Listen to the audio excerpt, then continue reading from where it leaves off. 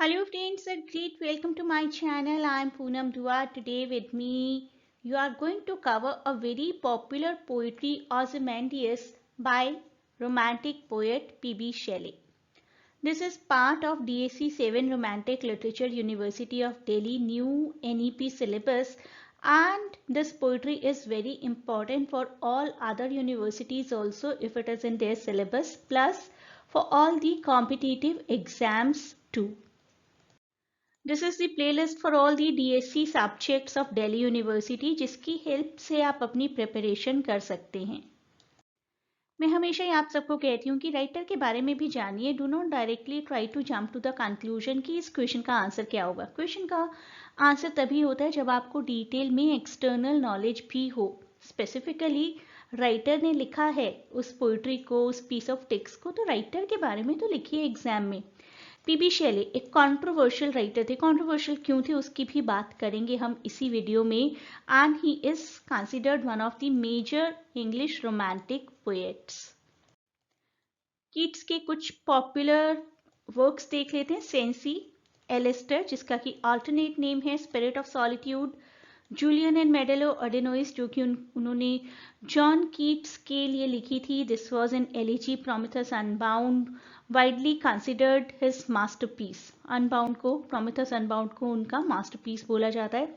Halley's 1822 और उनका final unfinished work the triumph of life 1822 का है। द सेम ईयर ही डाइड।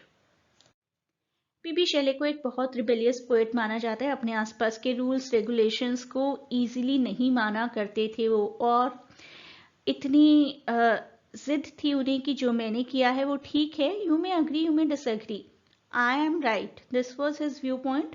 और सबके अपने अपने व्यू पॉइंट्स हो सकते हैं। He was having such a strong conviction about something that he did that he was even expelled from a prestigious university like Oxford. उन्होंने एक पैम्पलेट लिखा था, necessity of atheism, written in collaboration with a person named Hogg. Hogg नाम के एक person के साथ collaborate किया। पॉलिटिकल ऐसे था ये। एंड नेसेसिटी ऑफ एथिज्म को उन्होंने उस टाइम के सभी बिशप्स को भी प्रोवाइड कर दिया, हेड्स ऑफ द कॉलेजेस को भी। और ऑक्सफोर्ड यूनिवर्सिटी के हेड्स ने उनसे पूछा, उनको बुलाया कि जस्ट एक्सेप्ट कि you have written it. And he was not ready to accept anything. कुछ भी एक्सेप्ट करने को नहीं तैयार थे, ये मानने को तैयार नहीं थे कि this writing is wrong. Finally it turned into his expulsion from Oxford University in 1811। अब बात करेंगे आज़मेंडियस की, जो कि एक सोनेट है। सोनेट 14 लाइन्स की एक शॉर्ट पोइट्री होती है। It was published in 1818 in the periodical the examiner. ऐसी कुछ लगती होगी ये पोइट्री पब्लिश होने के बाद उस पीरियोडिकल में। पहले थोड़ा सा जानते हैं पोइट्री के बारे में, फिर पोइट्री को समझेंगे line by line. Ozymandias famously describes a ruined statue. एक टूटा फूटा सा बड़ा सा स्टैचू है किसी एंशिएंट किंग का। किसी एम्प्टी डेजर्ट में, रेगिस्तान में एक स्टैचू पड़ा है, और स्टैचू के ऊपर लिखा क्या है, कार्व होकर, look on my works he mighty and despair. जैसे कि वो स्टैचू लोगों से कहना चाह रहा हो कि यू नो मैं कितना ग्रेट था। आप में से चाहे कोई कितना ही पावरफुल हो, चाहे कितना ही डिस्पेयर हो, वीक हो, लेकिन आई वॉज वेरी ग्रेट। अब सिर्फ ये लाइंस लिखी नजर आ रही हैं, वो किंग तो कहीं नजर नहीं आ रहा, ना ही उस किंग का एक प्रॉपर स्टैचू नजर आ रहा है। स्टैचू ही टूटा फूटा है, किंग की तो हम क्या ही बात करें। So there are no works left to examine. King ने क्या किया, अब तो ऐसा कुछ भी नहीं बचा। किंग की सिटी, किंग का एम्पायर, किंग की पावर, सब कुछ डिसअपियर हो गया है। Time is the only thing that has conquered everything.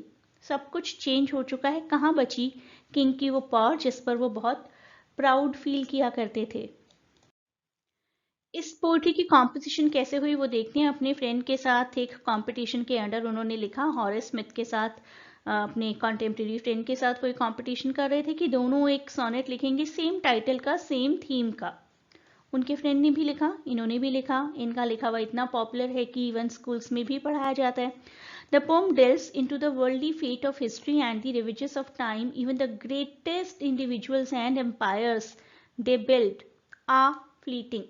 चाहे आप कितना ही बड़ा अपना वर्चस्व स्थापित कर लीजिए, कितनी ही बड़ी अपनी एम्पायर की क्रिएशन कर लीजिए, एक दिन आपको इस दुनिया से जाना है और आपकी लेगेसी को सब लोग भूल भी जाएंगे। लिखा है किंग ने, look on my works ye mighty and despair. लिखे होने के बावजूद उनका वर्क कहीं नजर ही नहीं आ रहा है। उनकी जो वैनिटी, उनका जो प्राइड है, you breeze into believing his dominion, I am the strongest, वो सब कुछ खत्म हो चुका है। आप पोइट्री की लाइंस को पढ़ते हैं। I met a traveller from an antique land who said two vast and trunkless legs of stone stand in the desert। हमारे पोएट को किसी ट्रेवलर ने बताया कि उन्होंने एक डेजर्ट में 2 लेग्स देखी, बड़ी बड़ी एक स्टैचू की लेग्स, और उनके साथ ही कहीं सैंड पर एक टूटा फूटा सा सर भी पड़ा हुआ है। Near them on sand, half sunk is a shattered visage lies, whose frown and wrinkled lip and sneer of cold command tell that its sculpture well those passions red which yet survive stamped on these lifeless things। जिसने भी ये बनाया वो मूर्तिकार बहुत अच्छे से जानता होगा कि किंग को अपने ऊपर कितना प्राउड है, और इस मूर्ति में भी, इस मूर्ति के चेहरे में भी वही फीलिंग्स नजर आ रही हैं, राइट। लेकिन अब ये मूर्ति कमांड देने लायक नहीं है, इसके जो लिप्स हैं वो अब कुछ नहीं बोलते, और सब कुछ रूइंड है, सब कुछ लाइफलेस है, सब कुछ टूट फूट चुका है अब तक।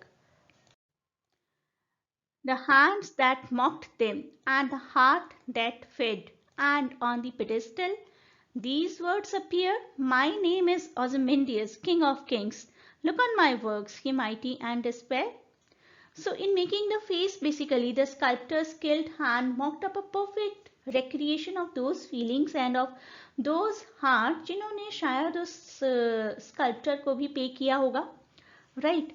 तो स्कल्पचर जिसके हाथों ने ये मूर्ति बनाई, उसने ही ऐसा लग रहा है कि किंग के स्नॉबिश एक्सप्रेशंस को मॉक किया, और एक पेडेस्टल भी क्रिएट किया गया, पेडेस्टल जिस पर ये मूर्ति खड़ी थी, और उस पर लिखा था कि देखो मैंने कितना महान काम किया है इस दुनिया में आकर, आई am the king of Kings, मेरी सुपीरियरिटी है।